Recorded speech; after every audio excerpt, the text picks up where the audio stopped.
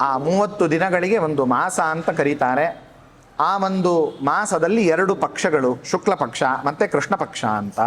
ಅದರೊಳಗೆ ಚಂದ್ರನ ಬೆಳದಿಂಗಳು ಹೆಚ್ಚಾಗುವಂಥದ್ದು ಶುಕ್ಲ ಪಕ್ಷ, ಕಡಿಮೆ ಆಗುವಂಥದ್ದಕ್ಕೆ ಕೃಷ್ಣ ಪಕ್ಷ ಅಂತ ಕರೀತಾರೆ. ದೇವಾಶ್ಚ ಪಿತರಶ್ಚಾಪಿ ಪುರಾ ಸರ್ವೇ ಮಮಾಂತಿಕಂ ಆಗತ್ಯ ಪ್ರಾರ್ಥಯಾಮಾಸು ಕಾಲಾನ್ನೋ ನಿಯತಾನ್ ಕುರು. ದೇವತೆಗಳು ಪಿತೃಗಳು ಇಬ್ಬರು ಬಂದು ನನ್ನ ಹತ್ತಿರ ಪ್ರಾರ್ಥನೆಯನ್ನು ಮಾಡಿದರು, ನಮಗೆ ಒಂದು ನಿರ್ದಿಷ್ಟವಾದ ಕಾಲವನ್ನು ಕೊಡಿ ಅಂತ ದೇವರಿಗೆ ಪ್ರಾರ್ಥನೆಯನ್ನು ಮಾಡಿದಾಗ ಆಗ ಪರಮಾತ್ಮ ವ್ಯವಸ್ಥೆಯನ್ನು ಮಾಡಿದ. ತತ್ರ ಸಾಮಾನ್ಯತಃ ಶುಕ್ಲಂ ದೇವೇಭ್ಯೋ ದತ್ತವಾನಹಂ. ಶಬ್ದವನ್ನು ನಿಧಾನವಾಗಿ ಗಮನಿಸಬೇಕು. ಸಾಮಾನ್ಯವಾಗಿ ದೇವತೆಗಳ ಕಾರ್ಯವನ್ನು ಶುಕ್ಲ ಪಕ್ಷದಲ್ಲಿ ಮಾಡಬೇಕು, ತಪ್ಪಲ್ಲ. ಕೃಷ್ಣ ಪಕ್ಷದಲ್ಲಿ ಮಾಡಿದರೆ ಸಾಮಾನ್ಯವಾಗಿ ಹೆಚ್ಚು ಶುಕ್ಲ ಪಕ್ಷ ಶ್ರೇಷ್ಠ. ಪಿತೃದೇವತೆಗಳಿಗೆ ಕೃಷ್ಣ ಪಕ್ಷ, ಅದರೊಳಗೂ ಕೊನೆಯ ತಿಥಿ ಅಮಾವಾಸ್ಯ ದರ್ಶದ ದಿನ ಪಿತೃದೇವತೆಗಳಿಗೆ ಬಹಳ ಪ್ರಿಯವಾದಂತಹ ಕಾಲ. ಅಮಾವಾಸ್ಯಾಂ ತಥಾಪೂರ್ಣಂ ದೇವೇಭ್ಯೋ ಪಿ ವಿಶೇಷತಃ. ಇದರೊಳಗೆ ಒಂದೊಂದು ತಿಥಿಗೆ ಒಂದೊಂದು ದೇವತೆಗಳನ್ನು ಕೊಟ್ಟಿದ್ದೇನೆ. ಆ ತಿಥಿಗಳಿಗೆ ಅಭಿಮಾನಿಯಾದ ದೇವತೆಗಳವರು ಆ ತಿಥಿಯಲ್ಲಿ ಆ ದೇವತೆಗಳ ಆರಾಧನೆಯನ್ನು ಮಾಡಿದರೆ ಪ್ರೀತರೂ ಆಗ್ತಾರೆ. ಒಂದು ವ್ಯವಸ್ಥೆಯನ್ನು ಮಾಡಿದ್ದೇನೆ. ಅದರೊಳಗೆ ದಶಮಿ, ಏಕಾದಶಿ, ದ್ವಾದಶಿ ಮಾತ್ರ ನಾನು ಸ್ವಯಂ ನಾನೇ ಇಟ್ಟುಕೊಂಡೆ. ಅದನ್ನು ಯಾರಿಗೆ ಕೊಡಲಿಲ್ಲ ನಾನು. ಅದನ್ನು ಆ ತಿಥಿಯಲ್ಲಿ ನನ್ನ ಆರಾಧನೆಯನ್ನೇ ಮಾಡಬೇಕು. ನನಗೆ ಬಹಳ ಪ್ರಿಯವಾದ ತಿಥಿ ದಶಮಿ, ಏಕಾದಶಿ, ದ್ವಾದಶಿ 2 ಪಕ್ಷಗಳಲ್ಲಿ. ದಶಮೀಕಾದಶಿ ಚೈವ ದ್ವಾದಶಿ ಚ ತಿಥಿತ್ರಯಂ ಪಕ್ಷದ್ವಯೇಪ್ಯಹಂ ತತ್ರ ವಿಶೇಷೇಣ ಗೃಹೀತವಾನ್. ಶುಕ್ಲ ಪಕ್ಷದ ಪ್ರತಿಪತ್ತಿಥಿ ವನ್ಹಿ ಅಗ್ನಿಗೆ, ದ್ವಿತೀಯ ತಿಥಿ ಬ್ರಹ್ಮದೇವರಿಗೆ, ತೃತೀಯ ತಿಥಿ ಪಾರ್ವತಿ, ಚತುರ್ಥಿ ಗಣೇಶನಿಗೆ, ಪಂಚಮಿ ಎಲ್ಲ ನಾಗ ಶೇಷದೇವರಿಗೆ, ಸ್ಕಂದ ಮತ್ತು ಇಂದ್ರರಿಗೆ ಷಷ್ಠಿ, ಸಪ್ತಮಿ ಸೂರ್ಯನಿಗೆ, ವಿಶ್ವೇ ದೇವತೆಗಳಿಗೆ ಮತ್ತು ಸೋಮನಿಗೆ ಅಷ್ಟಮಿ ತಿಥಿ, ಲಕ್ಷ್ಮೀದೇವಿಗೆ ನವಮಿ ತಿಥಿ, ನವಮಿ ತಿಥಿ ಮಹಾಲಕ್ಷ್ಮಿಗೆ, ವಾಯುದೇವರಿಗೆ, ವರುಣದೇವರಿಗೆ, ದುರ್ಗಾ, ಸರಸ್ವತಿ ಇವರೆಲ್ಲರಿಗೂ ನವಮಿ ತಿಥಿ. ತ್ರಯೋದಶಿ ಕುಬೇರ ಮತ್ತು ಗರುಡನಿಗೆ, ಮರುದ್ಗಣರು ಮತ್ತು ಯಮದೇವರಿಗೆ ಚತುರ್ದಶಿ ಶುಕ್ಲ ಪಕ್ಷದೊಳಗ, ಕೃಷ್ಣ ಪಕ್ಷದ ಚತುರ್ದಶಿ ರುದ್ರದೇವರಿಗೆ. ಹೀಗೆ ಎಲ್ಲ ವ್ಯವಸ್ಥೆಯನ್ನು ನಾನು ಮಾಡಿದ್ದೇನೆ. ತದಾ ಪ್ರಭೃತಿ ಮತ್ಪ್ರೀತ ದಶಮ್ಯಾದಿ ದಿನತ್ರಯೇ ಸರ್ವೇಷಾಂ ಚಾವಿಶೇಷೇಣ ಪೌರ್ಣಮಾಸೀಂ ಪ್ರದತ್ತವಾನ್. ಹುಣ್ಣಿಮೆ ಯಾರಿಗೆ ಕೊಟ್ಟದ್ದು? ಹುಣ್ಣಿಮೆಯನ್ನು ಎಲ್ಲ ದೇವತೆಗಳಿಗೆ ಸಾಮಾನ್ಯವಾಗಿ ಹುಣ್ಣಿಮೆ ಕೊಟ್ಟೀನಿ. ಅವತ್ತೆಲ್ಲ ದೇವತೆಗಳಿಗೂ ಸಂತೋಷವಾಗುವುದು. ಎಲ್ಲ ಪಿತೃದೇವತೆಗಳಿಗೆ ಅಮಾವಾಸ್ಯ ತಿಥಿಯನ್ನು ಕೊಟ್ಟದ್ದು. ಯೋ ಭಕ್ತೋಪ್ಯನ್ಯ ದೇವಾನಾಂ ಸೋಪಿ ಕುರ್ಯಾದಿದಂ ವ್ರತಂ. ದಶಮಿ, ಏಕಾದಶಿ, ದ್ವಾದಶಿ ಏನಿದೆ ಇದನ್ನು ಯಾರೇ ಇರಲಿ, ನನ್ನ ಭಕ್ತನೇ ಆಗಿರಲಿ, ನನ್ನ ಭಕ್ತನಾಗದೇ ಇರಲಿ, ಆದರೂ ಈ ತಿಥಿಯನ್ನು, ಈ 3 ತಿಥಿಯಲ್ಲಿ ಹೇಳಿದ ವ್ರತವನ್ನು, ಏಕಾದಶಿ ಉಪವಾಸ, ದಶಮಿ ದ್ವಾದಶಿಗಳನ್ನು ಆಚರಣೆ ಮಾಡಲೇಬೇಕು. ಬೇರೆ ಆಪ್ಷನ್ ಇಲ್ಲ. ಯಾಕೆ ಹಾಗೆ ಅಂತಂದರೆ, ನನ್ನ ಈ 3 ದಿನಗಳನ್ನು ಅವರು ಸರಿಯಾಗಿ ಉಪವಾಸಾದಿ ವ್ರತಗಳನ್ನು ಮಾಡದೇ ಹೋದರೆ ಯಾವ ದೇವತೆಗಳು ಅವ್ರಿಗೆ ಅನುಗ್ರಹ ಮಾಡೋದಿಲ್ಲ. ಅಂದಮೇಲೆ ಆ ದೇವತೆಗಳ ಭಕ್ತನಾಗಿ ಏನು ಉಪಯೋಗ ಬಂತು? ಏನೂ ಉಪಯೋಗವಿಲ್ಲ. ಯಥೋಹಂ ಸರ್ವದೇವಾನಾಂ ಉಪಾಸ್ಯ ಸರ್ವದೇವಹಿ. ನಾನು ಎಲ್ಲ ದೇವತೆಗಳಿಂದ ಉಪಾಸ್ಯನಾದವನು. ಎಲ್ಲ ದೇವತೆಗಳು ನನ್ನನ್ನೇ ಉಪಾಸನೆ ಮಾಡ್ತಾರೆ. ಹಾಗಾಗಿ ಇಷ್ಟಾಗಿ ಒಂದು ಮಹತ್ವದ ಸುಂದರವಾದ ಮಾತನ್ನು ಹೇಳ್ತಾನೆ. ತೇಷು ಸ್ಥಿತ್ವೈವ ಭಕ್ತಾನಾಂ ದದಾಮಿ ಫಲಮುತ್ತಮಂ. ಈ ಮಾತನ್ನು ನಾವು ಎಲ್ಲ ಕಡೆ ಸರಿಯಾಗಿ ಚಿಂತನೆಯನ್ನು ಮಾಡಬೇಕು. ಯಾವುದೇ ದೇವತೆಗಳಾಗಿರಲಿ, ಯಾವುದೇ ಗುರುಗಳಾಗಿರಲಿ, ಯಾರೇ ನಮಗೆ ಅನುಗ್ರಹ ಮಾಡಿದ್ದಾರೆ ಅಂತಂದರೆ ಅವರ ಅಂತರ್ಯಾಮಿಯಾಗಿ ನಿಂತು ಭಗವಂತ ನಮಗೆ ಅನುಗ್ರಹ ಮಾಡ್ತಾ ಇದ್ದಾನೆ ಅನ್ನೋದೇ ಸಿದ್ಧಾಂತ, ಅನ್ನೋದೇ ತತ್ವ. ಭಗವಂತನೇ ಹೇಳುವಂತಹ ಮಾತು. ತೇಷಾಂ ಸ್ಥಿತ್ವೈವ ಭಕ್ತಾನಾಂ ದದಾಮಿ ಫಲಮುತ್ತಮಂ ಅಹಂ ಸರ್ವಯಜ್ಞಾನಾಂ ಭೋಕ್ತಾ ಚ ಪ್ರಭುರೇವ ಚ. ನಾನೇ ಎಲ್ಲ ಯಜ್ಞಗಳಿಗೆ ಭೋಕ್ತ, ಎಲ್ಲ ಯಜ್ಞಗಳಿಗೆ ಪ್ರಭು ನಾನು, ಎಲ್ಲ ಕರ್ಮಕ್ಕೆ ಫಲ ಕೊಡುವವನು ನಾನು, ಎಲ್ಲ ದೇವತೆಗಳಿಗೆ ಫಲ ಕೊಡುವವನು ನಾನು. ಹಾಗಾಗಿ ನನ್ನ ಈ ದಿನತ್ರಯವನ್ನು ಅವಶ್ಯವಾಗಿ ಆಚರಣೆ ಮಾಡಬೇಕು.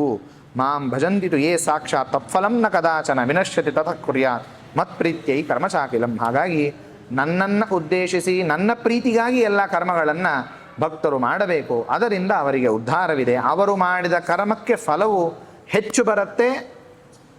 ಅದಕ್ಕೆ ಆ ಫಲ ಎಂದೂ ನಶಿಸಿ ಹೋಗೋದಿಲ್ಲ. ಆ ರೀತಿಯಾದ ವ್ಯವಸ್ಥೆ ಇದೆ ಅಂತ ಇಷ್ಟು ವರಾಹದೇವರು ಹೇಳಿದ ಮೇಲೆ, ಅಂತೂ ದಶಮಿ, ಏಕಾದಶಿ, ದ್ವಾದಶಿ ಈ 3 ದಿನ ನಿನಗೆ ಬಹಳ ಪ್ರಿಯ ಅಂತ ಹೇಳಿದಿ ಪರಮಾತ್ಮ. ಧರಣಿದೇವಿ ಕೇಳ್ತಾಳೆ, ಹಂಗಾರೆ ಈ 3 ದಿನಗಳಲ್ಲಿ ಏನನ್ನ ಮಾಡಬೇಕು, ಏನನ್ನ ಬಿಡಬೇಕು, ಏನನ್ನ ತಿನ್ನಬೇಕು, ಏನನ್ನ ತಿನ್ನಬಾರದು, ಏನು ನಿಯಮಗಳನ್ನು ಆಚರಣೆ ಮಾಡಬೇಕು ಅಂತ ಕೇಳಿದಾಗ ಪರಮಾತ್ಮ ಬಹಳ ಸುಂದರವಾಗಿ ವಿಸ್ತಾರವಾಗಿ ಹೇಳ್ತಾ ಹೋಗ್ತಾನೆ. ದಶಮೀ ನವಮೀ ವಿದ್ಧಾಂ ತದ್ವಿದ್ಧಾಂ ಚಾಪರಾಂ ತಿಥಿಂ ವರ್ಜಯೇತ್ ಯತ್ನತೋ ಧೀಮಾನ್ ಸುರಾಸ್ಪೃಷ್ಟಂ ಪಯೋ ಯಥ ವೇದೋ ಬಹುವಿಧಶ್ಚಾತ್ರ ಗೀಯತೆ ಪರಮರ್ಷಿ ನಿರ್ಣಯಂ ತತ್ರತೆ ಭದ್ರೇ ಪ್ರವದಾಮಿ ಚ ತಂ ಶೃಣು. ಷಣ್ಣಾಢ್ಯಧಿಕ ಪಂಚಾಶತ್ ಯದಾ ಸೂರ್ಯೋದಯಾದ್ ಭವೇತ್ ಅರುಣೋದಯ ಕಾಲೋಸೌ ತಥೋ ನಾಡೀತ್ರಯಾದಪಿ ಯದಾ ಲಂಕಾಪುರಿ ಭವೇತ್ ಸೂರ್ಯಮಂಡಲ ದರ್ಶನ ಕಾಲ ವಾರ ಪ್ರವೃತ್ತ್ಯಾಖ್ಯೋ ಮುನಿಭಿಃ ಪರಿಕೀರ್ತಿತಃ. ಬಹಳ ಸುಂದರವಾಗಿ ಇನ್ನೂ ಜ್ಯೋತಿಷ್ಯದ ಅನೇಕ ವಿಚಾರಗಳನ್ನು ಪರಮಾತ್ಮ ಹೇಳ್ತಾನೆ. ದಶಮಿ ತಿಥಿ, ಏಕಾದಶಿ ತಿಥಿ, ದ್ವಾದಶಿ ತಿಥಿ ಹೇಗೆ ಇದ್ದಾಗ ಹೇಗೆ ಉಪವಾಸವನ್ನು ಮಾಡಬೇಕು, ಹೇಗೆ ಅದರ ಆಚರಣೆಯನ್ನು ಮಾಡಬೇಕು. ಕೆಲವೊಮ್ಮೆ ಹರಿವಾಸರ ಬಂದಿರುತ್ತೆ, ದಶಮಿ ಬಂದಿರುತ್ತೆ, ಕೆಲವೊಮ್ಮೆ ದ್ವಾದಶಿ ಹರಿವಾಸರ ಇರುತ್ತೆ, ದ್ವಾದಶಿ ಸಾಧನಿ ಇರುತ್ತೆ, ಅಥವಾ ಕೆಲವೊಮ್ಮೆ ಅತಿರಿಕ್ತ ಏಕಾದಶಿ ಅಂತ 2 ಏಕಾದಶಿ ಉಪವಾಸ ಬರುತ್ತೆ. ಅದೆಲ್ಲ ಹೇಗೆ ಅನ್ನೋದರ ವ್ಯವಸ್ಥೆಯನ್ನು ಪರಮಾತ್ಮ ಬಹಳ ಸುಂದರವಾಗಿ ಇಲ್ಲಿ ಹೇಳಿಕೊಟ್ಟಿದ್ದಾನೆ. ಹರಿವಾಸರತಃ ಪೂರ್ವೇ ದಶಮ್ಯಾಂ ಭೋಜನಂ ಸ್ಮೃತಂ ನ ತಸ್ಮನ್ನತೀತೆ ಕರ್ತವ್ಯ ದ್ವಾದಶ್ಯಾಂ ಪಾರಣಾಬುಧ ಇತ್ಯಾದಿಯಾಗಿ ಬಹಳ ವಿಸ್ತಾರವಾಗಿ ಹೇಳಿದ್ದಾನೆ. ಹೇಳಿ ಕಥಮೇತದ್ವಿಜಾನೀಯಾಂ ಸೂರ್ಯ ಚಂದ್ರಮಸೋರ್ಗತಿಂ ಯಥಾ ಭವಂತಿ ತಿಥಯ ತ್ರಿಂಶದ್ಧ್ಯಾ ಕಥಿತಾಸ್ತವ ಚಕ್ಷುಷಾ ನೈವ ಸಾ ಜ್ಞಾತುಂ ಶಕ್ಯತೆ ವ್ಯೋಮಗಾ ಸ್ಥಿತಿ ಅತಿಸೂಕ್ಷ್ಮತಮಾ ಯಸ್ಮಾದ್ ವ್ರತಃ ನರ್ಭವೇದ್ ಧ್ರುವಂ ಜ್ಞಾನೋಪಾಯಮತಸ್ತಸ್ಯ ಯಥಾವದ್ ವದಮೇ ಪ್ರಭೋ. ಧರಣೀದೇವಿ ಬಹಳ ಸುಂದರವಾದ ಪ್ರಶ್ನೆಯನ್ನು ಕೇಳುತ್ತೆ. ಅಲ್ಲ ಪರಮಾತ್ಮ, ಸೂರ್ಯ ಚಂದ್ರ ಇವರ ಗತಿಯನ್ನು ನೋಡಿ ತಿಥಿಗಳಾಗತ್ತೆ ಅಂತಂದು ಸಂತೋಷ. ಅದನ್ನು ನೋಡಿಯೇ ದಶಮಿ, ಏಕಾದಶಿ, ದ್ವಾದಶಿ ನಿರ್ಣಯವನ್ನು ಮಾಡಬೇಕು ಅಂತ ಹೇಳ್ತಿ.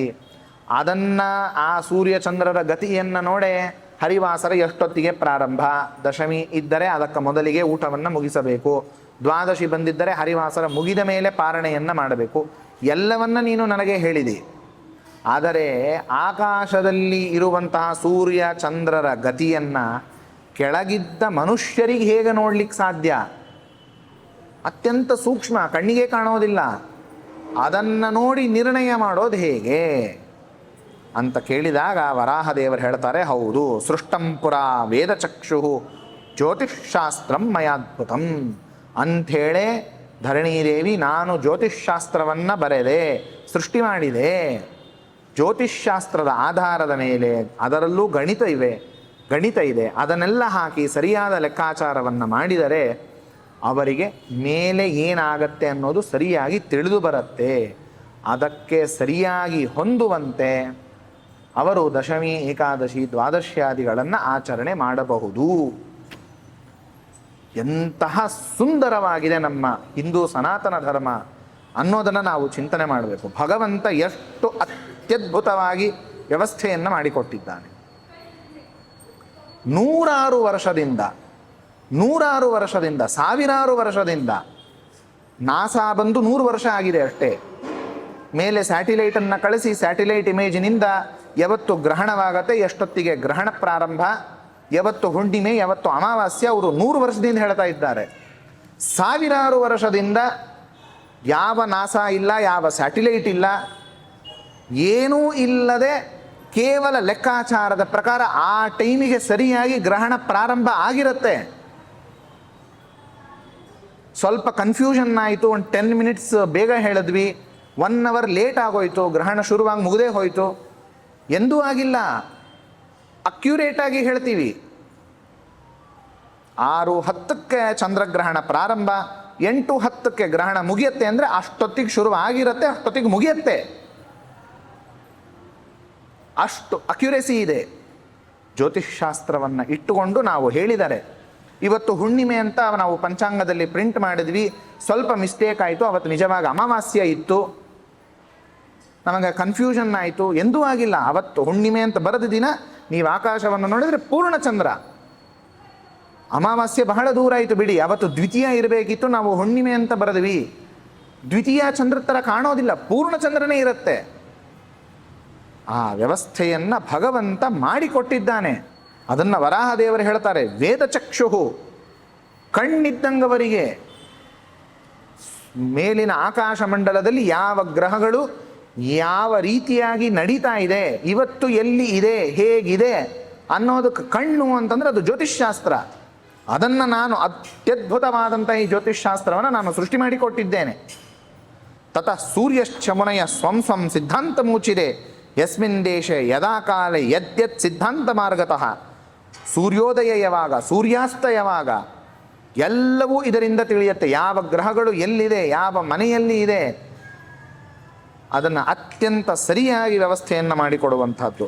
ವಿಧೋರ್ ವಿಲೋಕನಂ ವಾಪಿ ಭವೇತ್ ತತ್ ಪಕ್ಷಮಾಶ್ರಿತಃ ಇಷ್ಟಕಾಲೇ ಸ್ಫುಟೌ ಕೃತ್ವ ಸೂರ್ಯ ಚಂದ್ರ ಸೂರ್ಯೌ ಪ್ರಯತ್ನತಃ ತಿಥಿಮಾಸಾಧ್ಯ ಕುರ್ವೀತ ನಾಣ್ಯಥಾತು ಕಥಂಚನ.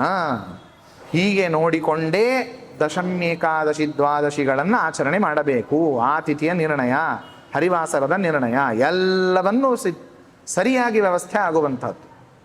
ಹಾಗಾಗಿ ಆ ಜ್ಯೋತಿಷ್ಶಾಸ್ತ್ರವನ್ನು ಆಧರಿಸಿ ಸರಿಯಾದ ವ್ಯವಸ್ಥೆಯನ್ನು ಮಾಡಿಕೊಳ್ಳಬೇಕು.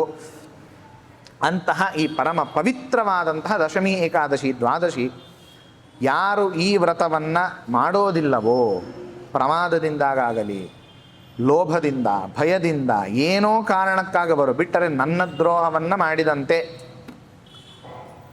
ಬ್ರಹ್ಮಹತ್ಯಾದಿ ಪಾಪಾನಾಂ ಕದಾಚಿನ್ ನಿಷ್ಕೃತಿರ್ಭವೇತ್ ಮಮದ್ರೋಹಾರ್ಜಿತಂ ಪಾಪಂ ನಿಧನಂ ನೈವ ಗಚ್ಚತಿ. ಅವನೇನಾದರೂ ಯಾವುದೇ ಮನುಷ್ಯನಾಗಲಿ ತಪ್ಪಿ ಬ್ರಹ್ಮಹತ್ಯೆ ಮಾಡಿದ ಅಂತಂದರೆ ಅದಕ್ಕೆ ಪ್ರಾಯಶ್ಚಿತ್ತವಿದೆ, ಅದನ್ನು ಅವನು ಪರಿಹಾರ ಮಾಡಿಕೊಳ್ಬಹುದು. ಆದರೆ ನನ್ನ ದ್ರೋಹವನ್ನು ಮಾಡಿದರೆ ಅವನ ಉದ್ಧಾರವೇ ಇಲ್ಲ. ಅಂಧಂತಮಸ್ಸಿನಲ್ಲಿ ಹಾಕಿ ಅನಂತ ಕಾಲದವರೆಗೂ ದುಃಖವೇ ಸಿಗತ್ತೆ ಅವನಿಗೆ. ಹಾಗಾಗಿ ನನ್ನ ದ್ರೋಹವನ್ನು ಮಾಡಬಾರದು. ಯೋ ಮನಸ್ಸಪಿ ಮಾಂ ದೃಹ್ಯೇತ್ ಕರ್ಮಣ ವಚಸಾಪಿ ವಾ ಮದ್ರೋಹಿ ಸರ್ವದೇವಾನಾಂ ಭವತ್ಯೇವ ನ ಸಂಶಯ ಇತ್ಯಾದಿಯಾಗಿ ಹೇಳಿ ಬೆಳಗ್ಗೆ ಎದ್ದ ಕೂಡಲೇ ಶೌಚಾಚಾರವನ್ನು ಮಾಡಬೇಕು. ಅದು ಮಾಡೋದಕ್ಕೆ ಕೆಲವು ನಿಯಮಗಳಿವೆ. ಆ ನಿಯಮಗಳನ್ನೆಲ್ಲ ಭಗವಂತ ಬಹಳ ವಿಸ್ತಾರವಾಗಿ ಇಲ್ಲಿ ಹೇಳಿದ್ದಾನೆ. ಬೆಳಗ್ಗೆ ಉಷಕ್ಕಾಲದಲ್ಲಿ ಏಳಬೇಕು. ಸೂರ್ಯೋದಯಕ್ಕೂ 2 ಗಂಟೆಯ ಮೊದಲು ಎದ್ದ ಕೂಡಲೇ ಕೈಕಾಲುಗಳನ್ನು ತಗೊಂಡು ಭಕ್ತಿಯಿಂದ ಆಚಮನವನ್ನು ಮಾಡಿ ಭಗವಂತನ ತನ್ನ ಇಷ್ಟ ದೇವತೆಯ ಸ್ಮರಣೆಯನ್ನು ಮಾಡಬೇಕು. ಧ್ಯಾನವನ್ನು ಮಾಡಿ ಭಗವಂತನಿಗೆ ಮಂಗಳಾರತಿಯನ್ನು ಮಾಡಬೇಕು. ಮಾಡಿ ಭಗವಂತನಿಗೆ ನಮಸ್ಕಾರವನ್ನು ಮಾಡಬೇಕು. ನಮಸ್ಕೃತ್ಯ ತಥೋ ಗಚ್ಚೇತ್. ಇಷ್ಟಾದ ಮೇಲೆ ಮಲಮೂತ್ರ ವಿಸರ್ಜನೆ ಮಾಡೋದಕ್ಕೆ ಹೋಗಬೇಕು. ಅದು ಎಲ್ಲಿ ಮಾಡಬೇಕು, ಹೇಗೆ ಮಾಡಬೇಕು ಎಲ್ಲವನ್ನು ಹೇಳಿದ್ದಾರೆ. ಅದನ್ನೆಲ್ಲ ಮಾಡಿ ಮೃತ್ತಿಕೆಯಿಂದ ಕೈಕಾಲುಗಳನ್ನು ಚೆನ್ನಾಗಿ ತೊಳೆದುಕೊಂಡು ಬರಬೇಕು. ಶೌಚಹೀನೇನ ಯತ್ ಕರ್ಮ ಶುಭಮಪ್ಯಶುಭಂ ಭವೇತ್. ಶೌಚವನ್ನು ಮಾಡಿಕೊಳ್ಳದೆ ಯಾವುದೇ ಕರ್ಮವನ್ನು ಮಾಡಿದರೂ ಅದು ಫಲಪ್ರದವಾಗೋದಿಲ್ಲ. ಬೆಳಿಗ್ಗೆ ಎದ್ದು ಶೌಚಾಚಾರವನ್ನು ಮಾಡಬೇಕು. ಅದಾದ ಮೇಲೆ ಆಜಾನುಕ್ಷಾಲಯೇತ್ಪಾದೋ, ಮೊಣಕಾಲಿನವರೆಗೆ ಕಾಲನ್ನು ತೊಳ್ಕೊಳ್ಬೇಕು.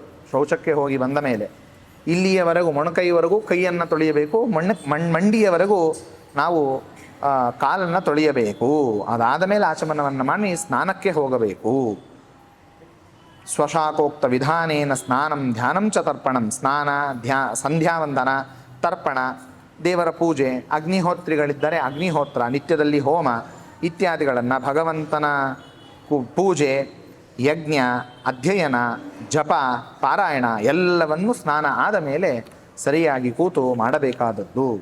ಹೀಗೆ ಅವರು ಮನುಷ್ಯ ತನ್ನ ದಿನವನ್ನು ಕಳೆಯಬೇಕು. ಸಾಯಂಕಾಲ ಮತ್ತೆ ಸಂಧ್ಯಾವಂದನವನ್ನು ಮಾಡಿ ದೇವರ ಮಂಗಳಾರತಿಯನ್ನು ಮಾಡಿ, ನಿಜವಾಗಿ ದೇವರ ಪೂಜೆಯನ್ನೇ ಹೇಳಿದ್ದಾರೆ, ಪಂಚೋಪಚಾರ ಪೂಜೆಯನ್ನು ಅದನ್ನು ಮಾಡಿ ಆಮೇಲೆ ಅವನು ಮಲ್ಕೊಳ್ಳಬೇಕು. ಹೀಗೆ ಪ್ರತಿದಿನ ಮನುಷ್ಯ ತನ್ನ ದಿನಚರಿ ಈ ರೀತಿಯಾಗಿ ಇಟ್ಟುಕೊಳ್ಳಬೇಕು ಅನ್ನುವ ಮಾತನ್ನು ಹೇಳಿ ಮತ್ತೆ ವರಾಹದೇವರು ಹೇಳ್ತಾರೆ, ಚಾತುರ್ಮಾಸ್ಯದಲ್ಲಿ 4 ತಿಂಗಳು, ಮೊದಲನೇ ತಿಂಗಳಿಗೆ ಶ್ರೀಧರ ರೂಪಿಯಾಗಿ ನಾನು ಅಲ್ಲಿ ದೇವತೆ, 2ನೇ ತಿಂಗಳಲ್ಲಿ ಹೃಷಿಕೇಶ ರೂಪದಿಂದ ನಾನು ದೇವತೆ, 3ನೇ ತಿಂಗಳಲ್ಲಿ ಪದ್ಮನಾಭ, 4ನೇ ತಿಂಗಳಲ್ಲಿ ದಾಮೋದರ, ಕಾರ್ತಿಕ ರಾಧಾ ದಾಮೋದರ ದೇವತೆ.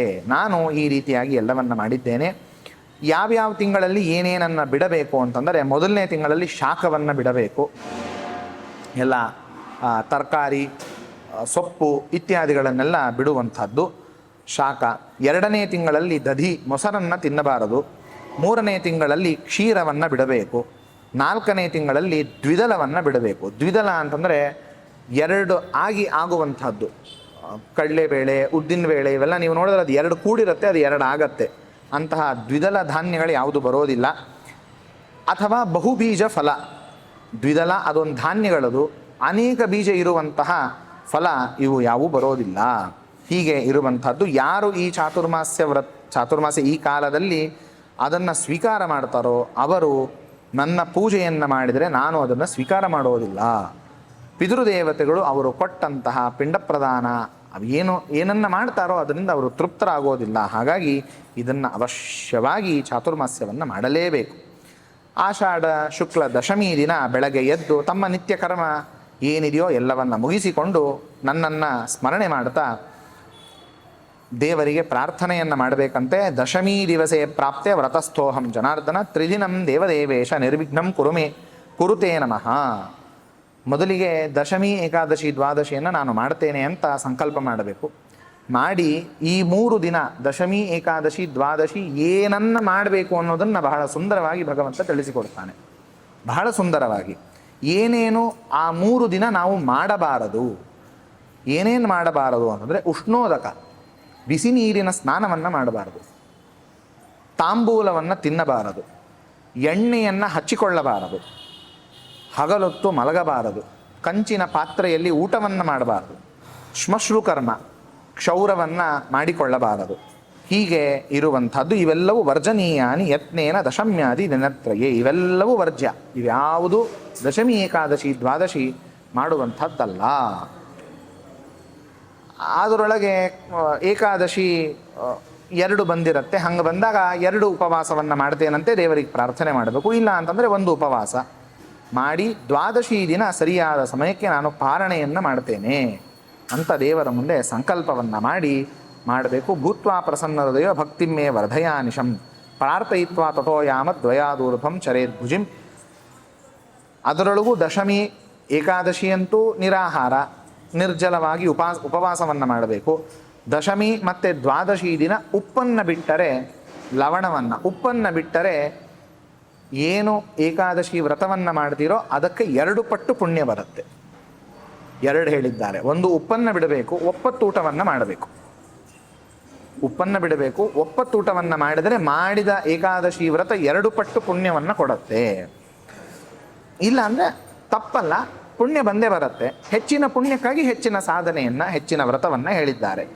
ಭೋಕ್ಷ್ಯಾಮಿ ಪುಂಡರೀಕಾಕ್ಷ ಉಪವಾಸದ್ವಯೇ ಪ್ರಾಪ್ತೆ ಪ್ರಾರ್ಥೆಯೇ ದೇವಮಚ್ಯುತಂ ಏಕಾದಶ್ಯಾಂ ಮಹಾಪೂಜಂ ವಿದಧ್ಯಾತ್ ಭಕ್ತಿಪೂರ್ವಕಂ. ಏಕಾದಶಿ ದಿನ ವಿಶೇಷವಾಗಿ ಭಗವಂತನ ಪೂಜೆ ಇದನ್ನು ಮಾಡಿ ನೀರಾಜನೆಯನ್ನು ಮಾಡಿ ದೇವರಿಗೆ ಪ್ರಾರ್ಥನೆ ಮಾಡಬೇಕಂತೆ. ಆಷಾಢ ಶುದ್ಧ ಏಕಾದಶಿ ದಿನ ಪ್ರಾರ್ಥನೆ ಮಾಡಬೇಕು. ಸುಪ್ತೋಭವ ಜಗನ್ನಾಥ ಕ್ಷೀರಾಬ್ಧೌ ಶೇಷಮಂಚಕೆ ಚಾತುರ್ಮಾಸ್ಯಂ ಭವೇದ್ಯಾವತ್ ಭಕ್ತಾನಾಂ ಪ್ರೀತಿಮಾವಹ. ಈ ನಿನ್ನಲ್ಲಿ ಭಕ್ತಿಯನ್ನು ಹೆಚ್ಚು ಮಾಡುವಂತಹ, ನಿನ್ನ ಪ್ರೀತಿಗೆ ಸಾಧನವಾದ ಈ ಚಾತುರ್ಮಾಸ್ಯವನ್ನು ನಾನು ಮಾಡ್ತೇನೆ, ನೀನು ಮಲ್ಕೋ. ಕಾರ್ತಿಕ ಶುದ್ಧ ಏಕಾದಶಿ ದೇವರನ್ನು ಎಬ್ಬಿಸುವಂಥದ್ದು. ಅದರೊಳಗೆ ಏನೇನು ನೀನು ಹೇಳಿದೆಯೋ ಆ ವ್ರತಗಳನ್ನು ನಾನು ಮಾಡ್ತೇನೆ ಅಂತ ಹೇಳಿ ದೇವರಿಗೆ ಪ್ರಾರ್ಥನೆಯನ್ನು ಮಾಡಬೇಕು. ವಿಪ್ರಾನ್ ಆಮಂತ್ರಯೇತ್ ಪಶ್ಚಾತ್ 20 ತದರ್ಧಂ ವಾ ಯಥಾಶಕ್ತಿ ನಿಮಂತ್ರಯೇತ್ ಇತ್ಯಾದಿಯಾಗಿ ಹೇಳಿ ಮಾಡುವಂಥದ್ದು. ಏಕಾದಶ್ಯಾಂ ತ್ರಯೋದಶ್ಯಾಂ ಯತ್ಶ್ರಾದ್ದಂ ಪ್ರತಿವತ್ಸರಂ ದ್ವಾದಶ್ಯಾಂ ವೈಷ್ಣವೀ ಕಾರ್ಯಂ ಅನ್ಯೈರೇವ ಮೃತೇಹನಿ. ಇನ್ನೊಂದು ಏಕಾದಶಿಯ ಮತ್ತೊಂದು ಮಹತ್ವದ ಮಾತನ್ನು ಭಗವಂತ ತಿಳಿಸ್ತಾನೆ. ಏಕಾದಶಿ ದಿನ ಊಟವನ್ನು ಮಾಡುವಂತೆ ಇಲ್ಲವೇ ಇಲ್ಲ.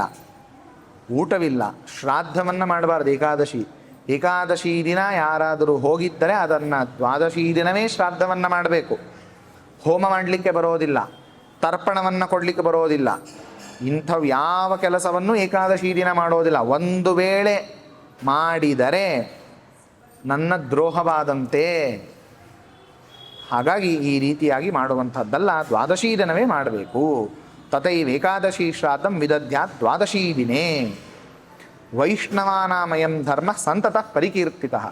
ವೈಷ್ಣವರಿಗೆ ಇದು ಧರ್ಮ, ಇದನ್ನು ಹೀಗೆ ಪಾಲಿಸಬೇಕಾದದ್ದು. ಶುಕ್ಲಾಯಾಂ ಚಾತಕೃಷ್ಣಾಯಾಂ ಸರ್ವಮಾಶೇಷು ಸರ್ವದಾ ಏಕಾದಶ್ಯಾಮಯಂ ಧರ್ಮೋ ನಾಧರ್ಮ ಕರ್ಹಿಚಿತ್ ಭವೇತ್ ಇತ್ಯಾದಿಯಾಗಿ ಏಕಾದಶಿಯ ಮಹಿಮೆಯನ್ನು ವರಾಹದೇವರು ಧರಣೀದೇವಿಗೆ ಹೇಳ್ತಾರೆ. ಇದಾದ ಮೇಲೆ ಧರಣೀದೇವಿ ಒಂದು ಮಾತನ್ನು ಪರಮಾತ್ಮನಿಗೆ ಕೇಳ್ತಾಳೆ. ಮನುಷ್ಯರು ವೈಷ್ಣವರು ಅಂತ ಯಾವಾಗ ಆಗ್ತಾರೆ? ವೈಷ್ಣವರಾದವರು ಅವರು ಯಾವ ತರಹದ ಧರ್ಮವನ್ನು ಆಚರಣೆ ಮಾಡ್ತಿರ್ತಾರೆ? ಯಾವ ಧರ್ಮವನ್ನು ಮಾಡದೇ ಇದ್ದದ್ದಕ್ಕಾಗಿ ಅವನು ವೈಷ್ಣವನಲ್ಲ, ವೈಷ್ಣವ ಅಂತ ಅನ್ನಿಸಿಕೊಳ್ಳೋದಿಲ್ಲ ಅಂತ ಹೇಳಿ ಆ ಧರಣೀದೇವಿ ಪ್ರಶ್ನೆಯನ್ನು ಮಾಡ್ತಾಳೆ. ಆ ಪ್ರಶ್ನೆಗೆ ಪರಮಾತ್ಮ ಬಹಳ ಸುಂದರವಾದ ಉತ್ತರವನ್ನು ಕೊಡ್ತಾನೆ. ಅದನ್ನು ಮತ್ತೆ ನಾಳಿನ ದಿನ ತಿಳಿಯೋದಕ್ಕೆ ಪ್ರಯತ್ನವನ್ನು ಮಾಡೋಣ. ಶ್ರೀಕೃಷ್ಣಾರ್ಪಣಮಸ್ತು.